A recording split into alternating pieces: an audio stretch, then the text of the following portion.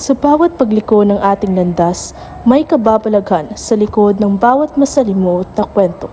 Ang mga misteryo'y nag-aanyaya ng tanong at sa paghahanap ng sagot, tayo'y patuloy na naglalakbay sa dilim na hindi pa lubos na nauunawaan. Atong bata pa ko kay nagud ko'y makitaan nga dili makitaan sa lain. Tapos mingon na din siya nga naaday gasunod niya. Ilan sa atin ang nagpapatay mali siya lamang o walang kamuang-muwang sa mga nangyari sa ating kapaligiran? Ang tanong, ang inyo bang mga paaralan ay meron ding kwento ng mga katatakutan? Hindi rin naiiba ang lungsod ng Aluran na kung saan makikita ang pinakatanyag at pinakamagandang paaralan. Ang Aluran Trade High School, puno ng saya at alaala, may tunay na kagalakan. Ngunit kalakip nito ang puot ng nakaraan at kababalaghan na patuloy na humahaliling sa buhay ng tao at isipan. Ngunit kung titignan ng mas malalim, totoo ba ang saya o ito'y kasinungalingan sa mapamintas na alaala? Kilalanin natin si Kat, isang mag-aaral na may kakaibang kwento ng katatakutan sa loob ng paaralan. Sa pahayag ni Kat, bata pa daw talaga siya ay meron na siyang nakikita na hindi nakikita ng ibang tao.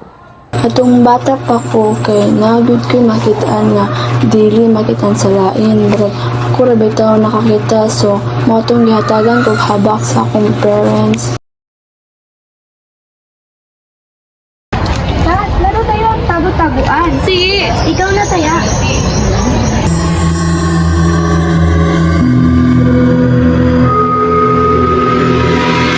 Tago-taguan, maliwanag ang buwan.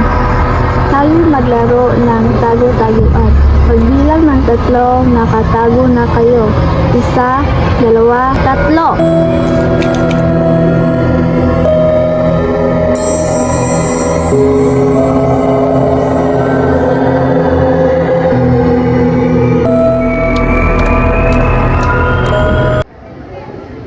Laika, bakit Aryan? Nagsasalita si Kat ng mag-isa. Kaya palang tagalog tayo ng harap para puntahan natin.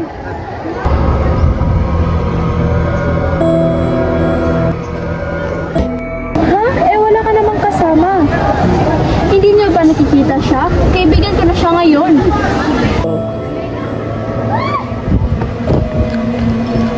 Bakit kayo tumatakbo?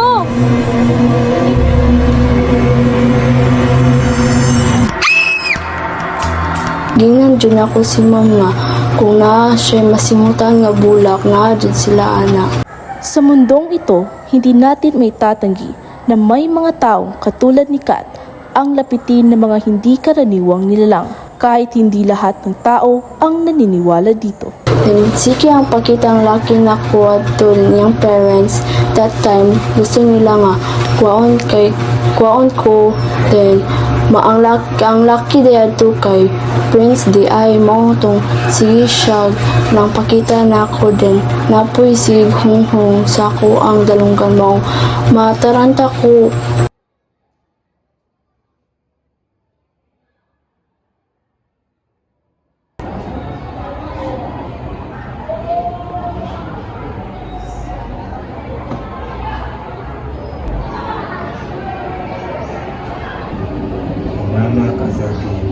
Mama ka sa akin. Sigilan mo ako! Hindi ka totoo! Mama ka sa akin. Kat, na tunay na nagdulot sa kanya ng pagkabahala at pag-aalala. Ingon sila nga ikatulo daw ko gisaniban. Wala ko kabalo kung unsay nahitabo gyud sa ako kay wala gyud ko makadumdum ato nga time mao gipangutanan ako si ma'am nga ma'am unsay nahitabo ato din ana sila nga isaniban ko daw din then lahin na akong tingog din dili na ko nila mapugnan so bisod na kayo bisod daghan ang magdala na ang magpugong na ko dili daw ko mapugnan.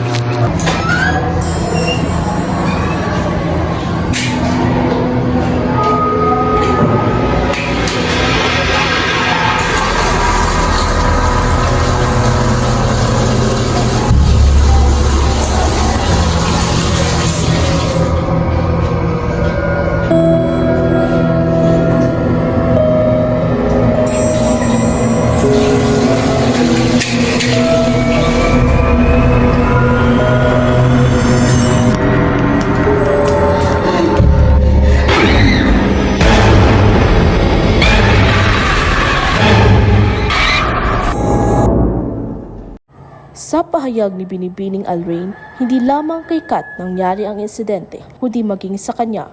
Kaya lubos silang nabahala sapagkat baka hindi lang ito ang maging panghuli. Hilumon siya ha, hilumon. Tapos, murag kalit lang at that time nga nanawag ang mga boys kay murag magluya pa siya ba.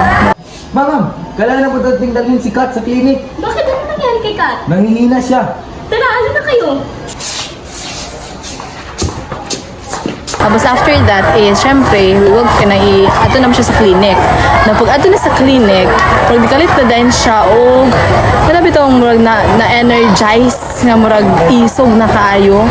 Tapos mingon na din siya nga naaday gasunod niya. O tayon, murag itong kwaon ng iyang energy, mo nang maluya siya. So pag abot na sa clinic is, mura siya mingon siya nasudlan daw siya, mo nang mangisog siya, like both sa iyang hands na magpugong, sa iyang tiil, sa iyang ulo, as in pugong kay murag mo alsa gud iyang body, tapos grabe ang iyang yung siya mingon na siya walay Ginoo, magsige mig pray our Father, maya na mo kontra siya nga dili na tinuod mo na kan gid ang tingog niya, like isog yun siya, palahi-lahi ang iyang voice kay wali dayon mukalit na siya, ingon ako nga ma'am pahawa dito sa clinic kay naas sila sa imong likod naman po ni mabantayan gyud sa room kay maski other classmates maingon man nga ma'am naagi something sa room, they told me nga ma'am if ikaw raman isa na pag TV time bantay lang nga if naay manimahong bulak, which means na sila then natoy time gyud nga naagid siya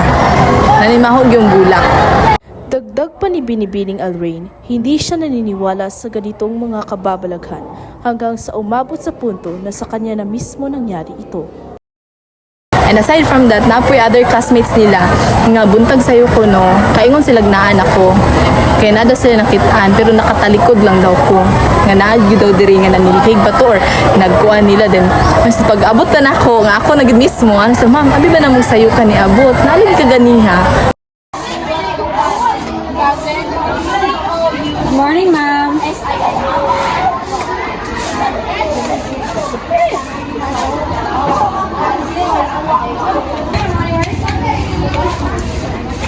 Good morning, ma'am.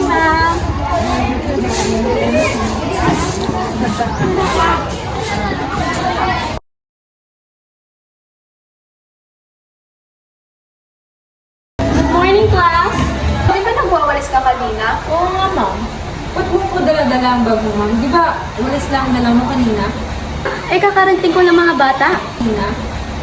Kung sa mga sauna pud nga mga estudyante, ngayon pud lang dada gid nga room na gid pud gitabang sauna. Sa isang panayam sa pastor sa simbahan ni Kat, ipinahayag niya ang kanilang paniniwala ukol sa mga bagay na ito. Akong pagtuabot anak na sila third eye o kanang masaniban gigamit sila sa demonyo o sa yawa. O naa dyan na may tabo dyan na sa mga tao nga naapa sa sala, nagpakasala, gamiton sila sa yawa. Tungod kay ang ubang mga tao walay pagtuo sa Ginoo, walay Diyos ilang kasing-kasing. So ang demonyo mas dali ra makasulod sa ilang mga kasing-kasing o gamiton sila. Marami sa atin ang hindi naniniwala sa mga kababalaghang nangyayari sa ating paralan sapagkat itinuturing itong ikalawang tahanan. Isa si Kat sa mga patunay na hindi lang tayo ang nabubuhay sa mundong ating kinagagalawan at kinagisnan. May mga hindi karaniwang nilalang ang nabubuhay na hindi natin nasisilayan.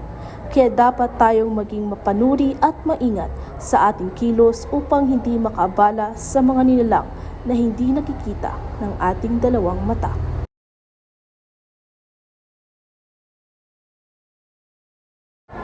Wala namang masama kung paniniwalaan natin ang mga nakakapanindig balahibong mga pangyayari. Ang mga dahilan sa likod ng mga pangyayaring ito ay walang kasiguraduhan, ngunit tanging isang bagay lang ang sigurado. Wala tayong ibang dapat katakutan bukod sa Poong may kapal na makapangyarihan.